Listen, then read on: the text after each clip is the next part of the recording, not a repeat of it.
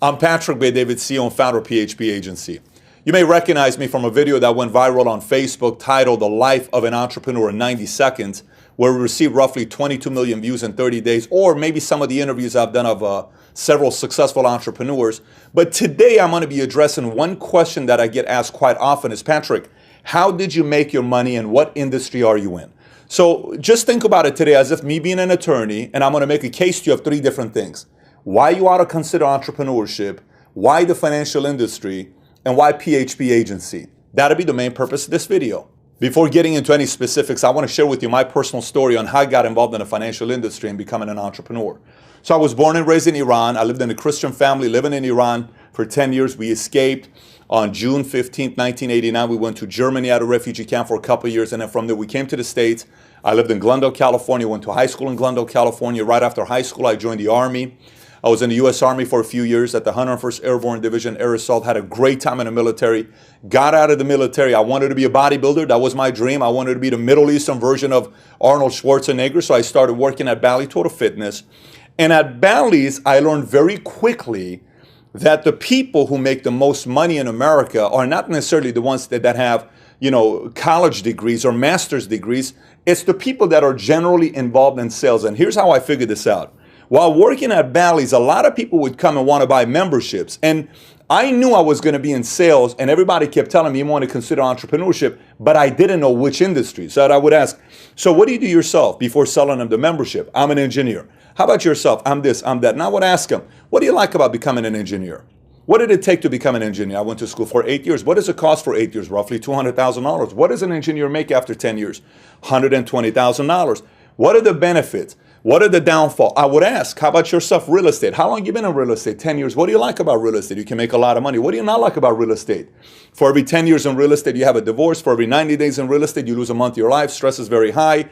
On Sundays where everybody wants to have fun with the family, we show homes on Sundays, et cetera, et cetera. So if you want to be single, you may want to consider. If not, it may be a rough industry in your personal life. How about you? So I started asking everybody. And eventually I met a gentleman who introduced me to somebody in Newport Beach who owned his own yacht company. I'll never forget when I went to this meeting. We're in Newport Beach, Balboa Club, beautiful place. We're on his yacht.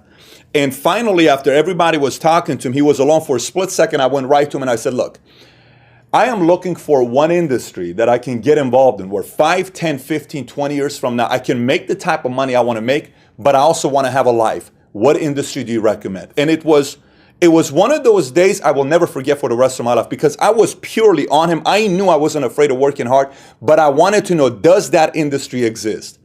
And he said, look, very simple question, and I'm going to give you a very simple answer. What would you say are the busiest days of the week? And he went through, instead of answering, he gave me this whole explanation. What are the busiest days of the week? I said, it's either the beginning of the week or the end of the week. He said, what's the one place most people would like to be on Friday morning? And I said, probably home with the family, relax. And he says, not necessarily. He said, the wealthy people in America want to be at the country club golfing. And look, I come from the Middle East. I said, when's the last time you saw Middle Eastern golf? And obviously I was kidding with him, but he said, look, it doesn't matter. 20 to 30% of people who golf on Friday morning are in the insurance and the financial industry. I said, why is that? He says, because they get involved in this industry for 5, 10, 15, 20 years. Eventually, every time the client pays for their insurance policy, their investments, their mutual fund, whatever it is, it accumulates and they start making 5, 10, 15, 20, 30, 40, 50, some even $100,000 per month based on their book of business, and they're able to go out and enjoy a game of golf. I said, but why the financial industry? I don't really understand. He says, well, let me explain it a completely different way to you. He says, do you like sports? I said, yes, I do like sports. He said, what would you say are the richest sports in America? Now, I grew up playing baseball and I grew up playing basketball, so I said baseball and basketball. He said, baseball and basketball are the poor man's sport. I said, why is that?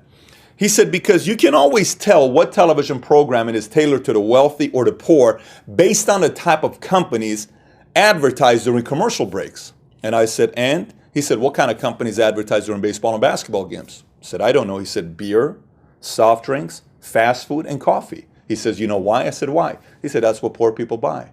And I was absolutely offended because I said, look, what do you mean by that? That's exactly what I buy. He says, that's my point. They know you're their market, so they're advertising to you. Never, ever did I look at television programming the same way again because I started realizing this TV show is tailored to the poor. This TV show is tailored to middle America. This one's for the wealthy. He said the richest sports in America are golf and tennis. Here's why. Do you know what kind of companies advertise during golf and tennis tournaments? I said, what type? He said, Voya, Allianz, Hartford, Allstate, Prudential, Chase, Pacific Life. He went on and on and on. He says, do you know why? I said, why? He said, the wealthy understand how money works and the rest don't. Before it's too late, learn how money works. So I left Bally's. And I left Bally's and I started working for a company called Morgan Stanley Dean Witter. Literally where I'm standing right now doing this video, we're in Glendale, California. 2 stories below where I'm standing at, on the 9th floor, is where I started with Morgan Stanley Dean Witter in Glendale a day before 9/11, exactly a day before 9/11, 2001. So day 1, everything is good. Day 2, 9/11 happens. And eventually I went and got my training at Mark Hopkins Hotel in San Francisco, had a great time. I fell in love with the financial industry for a couple of reasons. My parents, they went through a divorce, and one of the main reasons was over finances. And I saw so much of that happening, and my father having a heart attack over financial stress. And I said, I just don't want to see this happen to my family.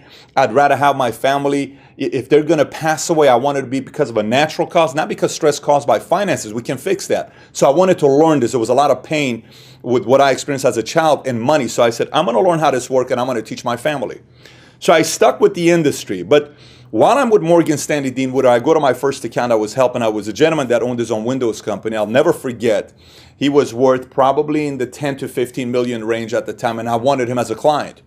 And I sat with him and I said, hey, Aaron, I would like to earn your business. He says, what do you mean? I said, here's my business card. I'm now working with Morgan Stanley Dean Witter. And he all of a sudden had a smirk on his face. I says, why are you smiling? I'm here to earn your business. He says, son, why don't you grab a seat? He was in his 50s, extremely sharp, knew what he was talking about, and I really looked up to him, but I wanted his business. He says, Patrick, do you ever plan on being wealthy? I said, of course I plan on being wealthy. He says, let me restate the question. Have you positioned yourself in a way to have a shot at becoming wealthy? I said, I think I am. I'm working with one of the top 4 financial firms in the world. I have my Series 7. I'm on top of the world. Great company, great opportunity, great job. This is great stuff that's happened to me. So the answer is yes. He says, let me explain something to you I learned 35 years ago in Manhattan, New York. I said, what's that? He said, rule number 1 of wealth. Never, ever work for an established company that's been around for 30 plus years. You don't want to do that. I said, why? He says, you don't want to work for a sexy established company. He says, you want to go to a company that's only been around for 5, 10, 15 years and help that company become established and sexy. And then you'll become wealthy as long as you own a piece of that company or you're one of the voice. And I said, this makes a whole lot of sense. I left Morgan Stanley. I went to another firm, part of the Transamerica Group, had a great time over there, learned a ton, a lot of great experiences. And in October of 2009, decided to start our own firm called PHP Agency, where we started with 66 agents, and now we have roughly over 2,000 agents in 30-some states. And this happened a 5.5, 6-year period. And we've been all over many different publications, and we write more insurance today on the Equity Index Universal Life with AIG than any other company 4 years in a row. So we've grown to a whole different level. But that's what happened to me with the business. And throughout this entire time, you name a place in the world, I've probably pretty much traveled to: Croatia, Dubrovnik, Santorini, Athens, Macedonia, Venice, Italy, Guatemala, Jalisco, Nayarit, Puerto Vallarta, Kona, Kauai, Maui, St. Martin, Caribbean, Bahamas, Cayman Island, Portugal, Spain, NASCAR races, Disney World, Kentucky Derby, Super Bowl, Pebble Beach, Dubai, Tuscany, Paris, all over, because of this industry.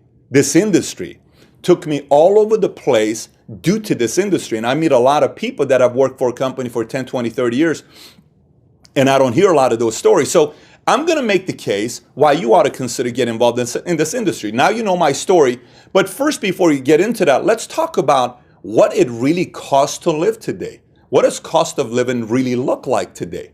See, let's look at some numbers here. Back in 1980, look at these numbers here. An average stamp, you bought a stamp, it was 15 cents. That same stamp today in 2014 is 49 cents. That's an increase of 204%. If you look at 6 eggs, back in 1980 was 48 cents, half a dozen. Today it's $2. That's an increase of 316%. If you look at bacon, a pound of bacon in 1980 was $1.20. Today, a pound of bacon is $6.11. That's 409%. That kind of makes you think about back in the 80s, we should have bought some pigs and kept it. We would have become pretty wealthy there. 1980s, the average house was worth $62,900. Today, $281,000. That's 340% increase, 346 to be exact. The average income in 1980, $17,710. Today, 53,891. That's an increase of 204%. What does this tell you? Life is getting very expensive. And a lot of things with our income is the fact that it's not keeping up with cost of living. Maybe our income's only increased by 204%, but to buy a house is increased by 340%. How do we keep up with that? Right? And then I hear a lot of people nowadays say, well, yeah, I make a six-figure income. I make a six-figure income. I make a six-figure income. So I said, well, six-figure income was a very big deal in the 80s when you made it. Because in 1980, if you made six figures, you were somebody. Today, if you make six figures, everyone's doing it today. There's a lot of people doing it today. So let's compare 1980 to 2014 for six figures. We already know that in 1980, the average income was $17,710, and today in 2014 is $53,891, which is an increase of 204%. Okay, so now six figures in 1980 was a big deal. So what does six figures mean in 2014 if we increase it by 204%? Well, that number is $304,000. That means what it meant to make six figures in 1980 means $304,000 today. So that question then becomes, well, how many people are actually making six figures nowadays? Here's roughly what the numbers are looking like. 1 in every 5 person you meet makes six figures. 1 in every 50 makes $250,000 a year income. 1 in every 1,000 household is making $1 million a year income. You know what surprised me about the last number? Most people think it's a lot more, meaning 1 in 100,000 make $1 million a year. There's a lot of people in America that are making $1 million a year income. So why is it so important to position yourself today in a way where you actually have the opportunity to make a $304,000 a year income? Here's why. Studies have shown to raise a kid, to raise one child from 0 to 18 costs roughly $245,000. 2 children is $490,000. 3 is roughly $736,000. Every time I see a family with 3 kids, I say that family must be a millionaire to be able to afford to have 3 kids because it's that expensive to raise kids nowadays. So Patrick, which industries can I get involved in where I can actually have an opportunity to making a $300,000 a year income? Well, typically you're looking at 3 industries. One of them is a computer industry. You'll need to go to school for 8 years to become an engineer. It may cost you $120,000 to $200,000 and 8 years of schooling. That may be one way. The other way is the medical industry. We're very familiar with that. To become a doctor, anywhere between 8 to 12 years.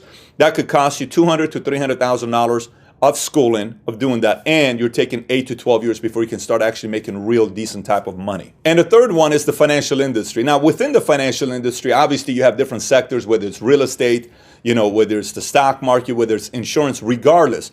Your investment's roughly going to be between $300 to $2,000 to $3,000 on licensing to get involved in the financial industry. The question you need to ask yourself is, which one can you do today? Do you want to go to school for 4 to 8 years? Do you want to go to school for 8 to 12 years? Or do you want to go get your license in the next 2 weeks to 6 weeks and get your business going? My option, the one I chose, was the third one. And here's why. The reality of it is we have 3 different alternatives. 1 is go back to school. 2 is settle for another job. Or 3 is become an entrepreneur. Matter of fact, if you were to ask yourself a question right now, think about this question. Who is the wealthiest person you know? I'm not talking about Bill Gates or Warren Buffett. Who's the wealthiest person you know that you've touched yourself and spoken to? Who is that person? Think about that person real quick. Is it an uncle, friend's, father? Who is that person? Now, this is the question. Is that person an employee or an entrepreneur? If you said entrepreneur, what makes you think you're going to become wealthy just being an employee? This is why the chances of becoming wealthy is higher if you're a hardworking entrepreneur and timing yourself properly with the right company or the right industry. So with that being said, let's now transition into timing, because we've all heard people say, creating wealth is about being at the right place at the right time. So is the timing really in our favor to get involved in the insurance and the financial industry? Let's look at this. Between 1946 and 1964, 76 million babies were born in America, and we call these babies baby boomers. Now, you and I know why there were 76 million babies born after 46. War ends, husband comes back, hasn't seen wife for the longest time. They're making babies, and we made a ton of them, and it became the baby boom generation, right? But what does that have to do with business? Well, this is what's been said. If you can find out what boomers need next, and you're at the beginning stages of it, and you have a concept that brings value, and you do something about it, you have an opportunity at creating wealth. So let's go back and see what's happened to our economy and our business since 1946. 1946. So think about today's 1946. You and I are thinking about starting a business together. Okay, today's 46. The only difference between you and I is we know in the next 18 years, 76 million babies are going to be born. If today's 1946, you and I know in the next 18 years, 76 million babies are going to be born, what are some products you and I would come out with that newborn babies need? Think about that. You probably said baby food. Maybe you said baby toys, baby shampoo. When you think about those three products, what companies do we think about? Baby toys, we think about Mattel. Baby food, we think about Gerber. Baby shampoo, we think about Johnson & Johnson. If you dig deeper, you will notice some of them came out at that time, but most of them, their boom in their company happened after 1946 when this baby boomer generation started growing. Now let's look into the 50s. In the 50s, these kids started turning 5 to 7 years old. What do you and I start attending at that age? We started attending school. The challenge in America was we did not have enough schools to facilitate 76 million kids to go to school. So guess what was the best industry to be a part of? Construction. Construction took off because they got 10, 20, 30, 40 contracts to build schools. And that was a boom in the 50s. Now in the 60s, these boomers are starting to turn 16 years old. What do you think is on the mind of a 16-year-old? You probably said car. Now, do they want a station wagon or a sports car? They want a sports car. What car do you think came out in 1964? You probably may have said Mustang. If you think about the American sports car, Mustang, Camaro, Corvette, they're all around boomers. That's what happened in the 60s. In the 70s and 80s, these boomers are now 30 years old. Wife looks at the husband and says, honey, I'm sick and tired of renting. Let's buy a house. So real estate took off in 70s and 80s. And today, these boomers are no longer babies. Today, they're roughly between the ages of 51 to 69 years old. What do you think they're getting close to? That's right, retirement. Whose advice do you think they need? They need our advice. They need somebody in the financial industry to help them out with their retirement. Now, Boston College has told us, based on a study they did, that there will be roughly 41 to $136 trillion of wealth that's going to be transferred. Let me say that one more time. Not billion, $41 trillion of wealth that's going to be transferred. And it's been said, every time wealth is transferred, wealth is made, because in order to have some kind of wealth being transferred, somebody in the middle needs to be involved in helping that transition take place. And that person in the middle gets compensated from the financial institution, whether it's Allianz or Hartford or Nationwide, whoever it is. They'll get compensated for bringing that client to the firm, because without them, they would have never found out about that client. We're talking about $41 trillion is going to be transferred between now and roughly 2052. That's one of the reasons why the industry today is booming the way it does. Now, it's not only the boomers that need help for what we're doing. We have 3 other generations that are also in need of help with financial advice. One of the generations that doesn't get a lot of attention is the millennial generation. There's roughly 82 million of the millennial generation. Their age is roughly 21 to 35 years old. Now, the challenge with them is, because there's no more door knocking going on today, they generally don't have anything in place with their finances, because if there's one thing about financial planning or insurance or investments, is normally we don't go seek it. We don't go buy it. Somebody comes selling it to us. But there's no one knocking on the door, so who is going to them? Pretty much nobody. This is why the millennial generation today, if you speak to them, they don't have a lot of their finances in order, because there isn't somebody coming to them saying, hey, you need my help, let me help you out, how can I help you out? The other generation we're looking at is the Gen X. That's roughly 46 million of them, that's 35 to 49. Then we have the boomers, then we have the seniors, that's 40 million of them. Every one of these different generations have a different need. Some may be just getting married and they need an insurance policy because they just had a child. Some of them need to have some money on the side to prepare for buying a house. Some of them, they want a retirement product. Some of them want final expense for their elderly parents, because they don't want something to happen to their elderly parents and they don't know how to pay for the $25,000 of burial and final expense. Some of them are so heavy in the market and they're boomers and they're concerned about what's going to happen if we have another 2008 and the market tanks 38%. But regardless, each of them has a need that needs to be filled. So that's roughly 200 million people in America that need our help. And it's not going to happen with the amount of agents we have in America, because these are what numbers are looking like today with the number of agents we have in the insurance industry. Let's take a look at this next chart on what it looked like in 1970 with the number of agents we had against our population and what happened in 2013. So in 1970, the insurance industry had roughly 500,000 licensed agents, and our population was 204 million people living in America, right? Now, when you look at that number, the population in 2013 is roughly 316 million people. So you say, well, we went from 204 million people living in America to 316 million. So how many more licensed agents do we have? Did we go from 500,000 to 600 to 800 to a million? Well, the reality is today we have 149,000 licensed agents according to Limbra study that was done. So that means we went from 500 to 149. Where is the problem here? Here's the challenge. 149,000 cannot service 316 million people. If you remember studying supply and demand, this is what supply and demand told us. When supply is high, demand is low, supply is going to drop. When demand is high, supply is low, supply is going to catch up. Today, the demand for what we do is very high. 41% of Americans have no life insurance. It's the highest we've ever had ever in America. The demand of agents is low. This is why you're starting to see bigger competitors that we have. MetLife, New York Life, they are recruiting agents today like never before because everyone knows what's going on in America today with the amount of demand that there is for insurance agents. So the only reason I show this illustration to you, this is not necessarily for everybody. This is purely for some of you that are watching. Maybe you played sports before, you're competitive, you used to be a real estate broker, you've made 7 figures before, you made $500,000 before, and you know in this business you have one of 3 choices. You can either be a part-time agent. There are many people today in America that are part-time real estate agents, part-time insurance agents. Why? Because primary income is not cutting it anymore. You saw the numbers earlier. People need a secondary income to make $2,000, $3,000, $4,000 a month to supplement their income. Your choice is one there. Second choice you have is to become a producer. Just like in real estate, there's a real estate agent that's selling homes. In insurance, you can become an agent and you service families and you help them out. But you're mainly doing production. You can make 40, 50, 60, 100, 200, 300, 400, $500,000 a year just selling insurance and annuities. But then you have the broker. The broker is somebody that would look at this and say, listen, what if I decide to expand? What if I decide to open up new territories?